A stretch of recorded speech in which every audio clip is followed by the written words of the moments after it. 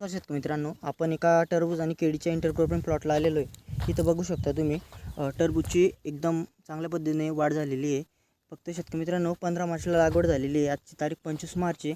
इथं शेतकऱ्याने फक्त ह्युमिक सोडलेलं आहे. आता पुढे चालून आपल्याला ड्रिप ॲप्लिकेशन किंवा अडवणी घ्यायची, ती म्हणजेच 11/11 त्याच्यासोबत ताबा घ्यायचा आहे आणि एक फंगीसाईड घ्यायचे. ते आपल्याला 11/11 न्यूट्रनचं काम करणार आहे आणि चांगल्या पद्धतीने फुटवे काढून देण्याचं काम करणार आहे. वेल चांगल्या पद्धतीनं डेव्हलप करण्याचं काम करणार आहे. नंतर ट्रेस एलिमेंट म्हणून आपल्याला ताबा घ्यायचं आहे. ते तुमचं चांगल्या पद्धतीने जे उन्हापासून जैविक अजैविक तुम्हाला तो ताण पडतो आहे प्लॉटला, त्याचं काम करणार आहे. नंतर फुटवे काढण्याचं काम करणार आहे.